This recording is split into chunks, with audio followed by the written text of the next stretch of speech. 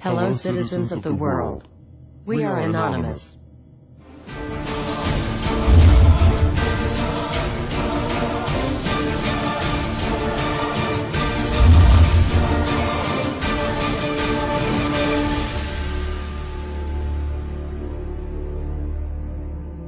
Dear brothers and sisters, now is the time to open your eyes. In a stunning move that has civil libertarians stuttering with disbelief, the U.S. Senate has just passed a bill that effectively ends the Bill of Rights in America.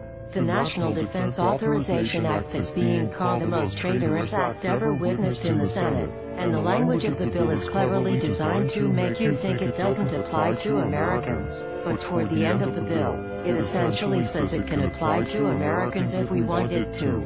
Bill summary and status. 112th Congress, 2011 to 2012, S. 1867. Latest title, National Defense Authorization Act 4.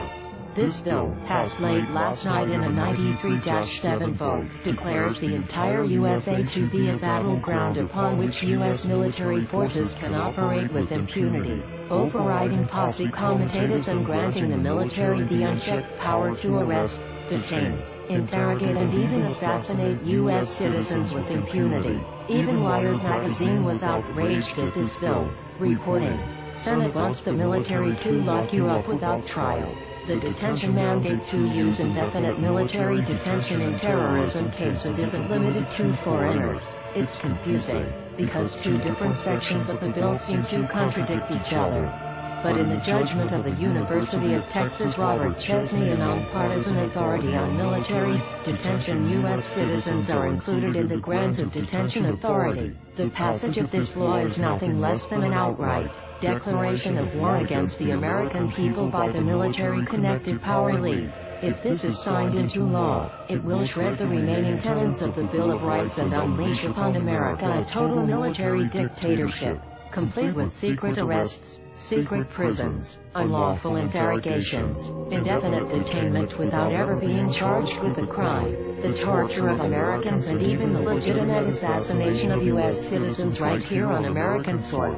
If you have not yet woken up to the reality of the police state we've been warning you about, I hope you realize we are fast running out of time. Once this becomes law, you have no rights whatsoever in America, no due process, no First Amendment speech rights, no right to remain silent, nothing.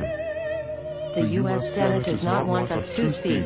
I suspect even now orders are being shouted into telephones and men with guns will soon be on their way. Why? Because while the truncheon may be used in lieu of conversation, words will always retain their power. Words offer the means to meaning, and for those who will listen, the enunciation of truth. And the truth is, there is something terribly wrong with this country, isn't there?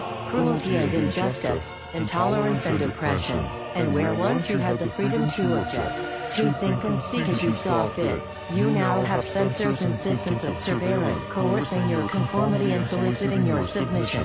How did this happen? Who's to blame? Well, certainly there are those who are more responsible than others, and they will be held accountable. But again, truth be told, if you're looking for the guilty, you need only look into a mirror. I know why you did it. I know you were afraid. Who wouldn't be?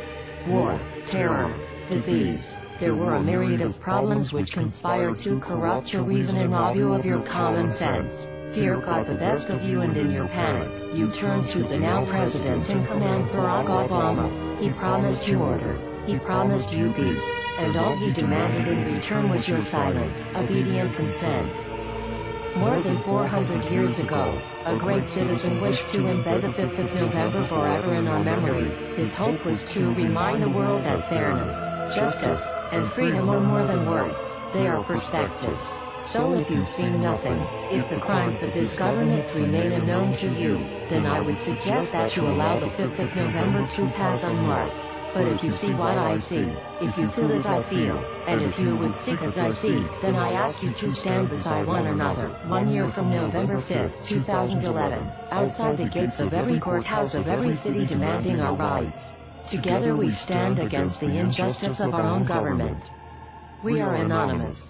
We are legion. United as one. divided by 0. We do not forgive censorship. We do not forget oppression. U.S. Senate. Expect us.